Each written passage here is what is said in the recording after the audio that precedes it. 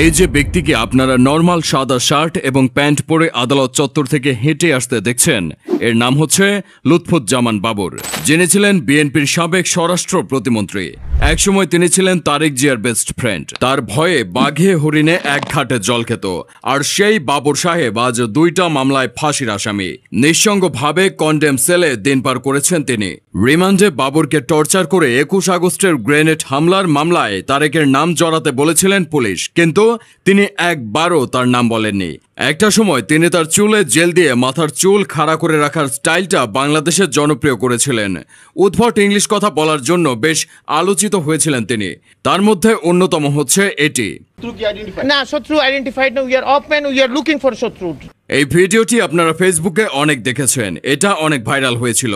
সেই সময় এই কথার জন্য তিনি অনেক সমালোচিত হয়েছিলেন। তবে বর্তমান স্বরাষ্ট্র মন্ত্রণালয় যেরকম মিডিয়ার উপর হস্তক্ষেপ করে, কিন্তু লুৎফুজ্জামান বাবর, যিনি স্বরাষ্ট্র প্রতিমন্ত্রী থাকাকালীন কখনোই মিডিয়ার উপর হস্তক্ষেপ করেননি। পত্রিকা কিংবা টিভি মিডিয়াতে কথা বলার স্বাধীনতা ছিল। 2018 সালে তার যেদিন ফাঁসির রায় দিয়েছিলেন আদালত, সেই দিনই ছিল লুৎফুজ্জামান বাবরের জন্মদিন। কারাগারে থেকেও তিনি দিন দিন আরও জনপ্রিয় হয়ে উঠেছেন। আজকে আমরা জানব লুৎফুজ্জামান বাবরের জীবনী সম্পর্কে। লুৎফুজ্জামান বাবর জন্মগ্রহণ করেন 1958 সালের 10 অক্টোবর নেত্রকোনা জেলার মদন উপজেলায়। তার শৈশব কাটে ঢাকার মগবাজার এলাকায়। তার পিতা এ.কে. লুৎফুর রহমান, তিনি ছিলেন মূলত একজন সাবেক পুলিশ কর্মকর্তা। মা জোবাইদুর রহমান ছিলেন একজন গৃহিণী। 4 ভাই ও 3 বোনের মধ্যে লুৎফুজ্জামান বাবর ছিলেন তৃতীয়। যতদূর শোনা যাচ্ছে তিনি ছোটবেলা থেকেই একটু ক্যাডার টাইপের ছিলেন, যার ফলে তিনি নাকি ম্যাট্রিক পাশও করতে পারেননি।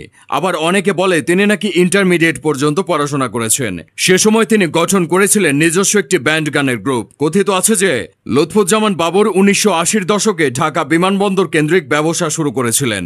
অভিযোগ রয়েছে তিনি 1980 সালে প্রেসিডেন্ট হোসেন মোহাম্মদ এরশাদ থাকাকালীন অবস্থায় ক্যাসিও ব্র্যান্ডের ঘড়ি পাচার করত। এরকম অভিযোগ শোনা গেলেও তার ঘনিষ্ঠদের দাবি তিনি কখনোই বিমানবন্দর কেন্দ্রিক ব্যবসায় জড়িত ছিলেন না। লুৎফুজ্জামান বাবর 1991 সালে 5ম জাতীয় সংসদ জাতীয় নির্বাচনে স্বতন্ত্র প্রার্থী হিসেবে আনারস প্রতীক নিয়ে নেত্রকোনা 4 আসন থেকে সংসদ সদস্য নির্বাচিত হয়েছিল। 1992 সালে তিনি বিয়ে করেন তাহমিনা জামান শ্রাবণীকে। এই দম্পতির বর্তমানে একটি পুত্র এবং একটি কন্যা সন্তান রয়েছে। এরপর 15ই ফেব্রুয়ারি 1996 সালের 6ষ্ঠ এবং 2021 সালের 8ম জাতীয় সংসদ নির্বাচনে বাংলাদেশের জাতীয়তাবাদী দলের প্রার্থী হিসেবে নেত্রকোনা 4 আসন থেকে সংসদ সদস্য নির্বাচিত হন। ধীরে ধীরে তার তারেক জিয়ার সাথে গভীর বন্ধুত্ব হতে শুরু করে, ফলে অল্প সময়ে বাংলাদেশের স্বরাষ্ট্র প্রতিমন্ত্রী হন। ধীরে ধীরে খালেদা জিয়ার ভরসার প্রতীক হয়ে ওঠেন তিনি। টেকনাফ থেকে তেঁতুলিয়া পর্যন্ত তার জনপ্রিয়তা ছিল তুঙ্গে। তার সময় অনেক কিছুই ভুলে যাওয়ার কথা না। চলনে বলনে তিনি ছিলেন আলাদা। বাংলাদেশ র্যাব বাহিনীর প্রতিষ্ঠাতা হিসেবেও তার নাম আছে। যাই হোক, দীর্ঘদিন পর আবারও আলোচনা এসেছে লুৎফুজ্জামান বাবর। লুৎফুজ্জামান বাবরের বিরুদ্ধে সবচেয়ে বড় অভিযোগ হচ্ছে ভারতের 7 সিস্টার নামে পরিচিত 7টি রাজ্যের বিদ্রোহী দল গঠন করে ভারতকে অস্থিতিশীল করার প্রচেষ্টা। এমনকি চীন ও পাকিস্তান মিলে ভারতের যতটা ক্ষতি করতে পারেনি, তিনি একাই তার চেয়ে বেশি ক্ষতি করার চেষ্টা করেছিলেন।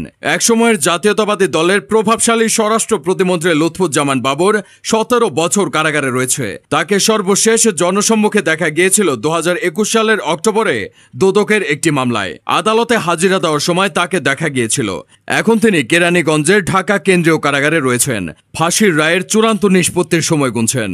প্রিয় দর্শক, আপনি যদি বাবরের মুক্তি চান তাহলে কমেন্টে #বাবর লিখে দিন। অন্তর্বর্তী সরকারের শপথের 2 দিন আগে ভারতের সংবাদ মাধ্যম এনডিটিভিতে দেওয়া সাক্ষাৎকারে নোবেল বিজয়ী ডক্টর মোহাম্মদ ইউনুস বলেন, ছাত্র আন্দোলনের কারণে বাংলাদেশের চলমান অস্থিতিশীল অবস্থা নিয়ন্ত্রণ করা না গেলে সেটার প্রভাব গিয়ে পড়বে মিয়ানমার, ভারত সহ ভারতের 7 সিস্টারে। তার এই বক্তব্যের পর হঠাৎই সামাজিক যোগাযোগ মাধ্যমে লুৎফুজ্জামান বাবরকে নিয়ে আলোচনা করতে শুরু করে। ডক্টর ইউনুস যে 7 সিস্টার কথা বলেন সেটা আসলে কি? কেনই বা বাংলাদেশে অস্থিরতা তৈরি হলে 7 সিস্টারে তার প্রভাব পড়বে? চলুন তার বিস্তারিত জেনে নেওয়া যাক। ভারতের অরুণাচল প্রদেশ, আসাম, ত্রিপুরা, নাগাল্যান্ড, মণিপুর, মিজোরাম ও মেঘালয়, এই 7টি রাজ্যকে একত্রে 7 সিস্টার বলা হয়ে থাকে। অনেকে মনে করেন লুৎফুজ্জামান বাবর ভারতের সরকারের কাছে একটা আতঙ্কের নাম। লুৎফুজ্জামান বাবর সেভেন সিস্টার্সকে বিদ্রোহী দল বানিয়ে ভারতকে অস্থিতিশীল করতে চেয়েছিলেন। 2004 সালে তিনি 10 ট্রাক ভর্তি অস্ত্র, গোলাবারুদ, রকেট লঞ্চার ইত্যাদি ভারতে পাঠাতে চেয়েছিল। তখন তারা নিজেদের দেশে গৃহযুদ্ধে অবতীর্ণ ছিল। অরুণাচল প্রদেশ, আসাম, ত্রিপুরা, নাগাল্যান্ড, মণিপুর, মিজোরাম ও মেঘালয়কে মূল ভারত থেকে আলাদা করতে চেয়েছিল তিনি। আর সেখানে আন্দোলনকারীদের 10 ট্রাক অস্ত্র সরবরাহ করতে চেয়েছিলেন এই বাবর, কিন্তু শেষ পর্যন্ত তা করতে পারেননি।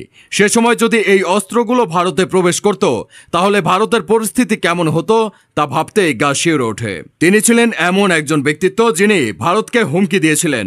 তখন বাংলাদেশের কেউই এই সাহস দেখায়নি, এমনকি এখন পর্যন্ত বাংলাদেশের এমন সাহস কারোরই হয়নি। 10 ট্রাক অস্ত্র মামলাটি হয়তো অনেকেই ভুলে গেছেন, কিন্তু সেই সময়ে উদ্ধারকৃত অস্ত্রের আনুমানিক মূল্য ছিল প্রায় 27,000 কোটি টাকা। অনেকেই মনে করেন যে সময় তিনি স্বরাষ্ট্রমন্ত্রী ছিলেন এবং এই অস্ত্রগুলো যদি ভারতে ঢুকতো, তাহলে আজকে ভারতের সেভেন সিস্টার হয়তো অক্ষতই থাকতো না। ভারত তখন নিজেদের নিরাপত্তা নিয়ে এতটাই ব্যস্ত হয়ে পড়ে যে আমাদের দেশের অভ্যন্তরীণ বিষয়ে হস্তক্ষেপ করার সময় পেত না। ফলে হয়তো আমাদের দেশকেও 17 বছর এই দুঃশাসন সহ্য করতে হতো না। তার সেই বিখ্যাত dialogue we are looking for শত্রুজ, যা আজও অনেকে ভুলতে পারেনি। 2001 থেকে বিএনপি নেতৃত্বাধীন জোট বাংলাদেশ সরকার গঠন করার পর যে কয়েকজন ব্যক্তি প্রবল ক্ষমতাবান হয়ে ওঠেন, তাদের মধ্যে লুৎফুজ্জামান বাবর ছিলেন অন্যতম। 3 অক্টোবর 2010 সালে 10 ট্রাক অস্ত্র মামলায় অ্যারেস্ট করা হয় বাবরকে। এই মামলায় তাকে মৃত্যুদণ্ড দেওয়া হয়। খালেদা জিয়া সরকারের সময় প্রবল অস্বস্তি তৈরি হয়েছিল এই 10 ট্রাক সমপরিমাণ অস্ত্র উদ্ধারের বিষয়টি। 10 ট্রাক অস্ত্র উদ্ধারের আগে থেকে বিএনপি সরকারের সঙ্গে ভারত সরকারের সম্পর্ক খুব একটা ভালো যাচ্ছিল না। এর মূল কারণ ছিল নিরাপত্তার সমস্যা। ভারতের উত্তর পূর্ব অঞ্চলের 7টি রাজ্যে নিরাপত্তা নিয়ে বেশ চিন্তিত ছিল। ভারতের অভিযোগ ছিল দেশটির উত্তর পূর্বাঞ্চলে বিদ্রোহী গোষ্ঠীগুলোকে উস্কানি দিচ্ছে বিএনপি সরকার। এরকম অবস্থায় 10 ট্রাক অস্ত্র ধরা পড়ে। প্রিয় দর্শক, এটাই ছিল মূলত লুৎফুজ্জামান বাবরের জীবনের মূল কাহিনী।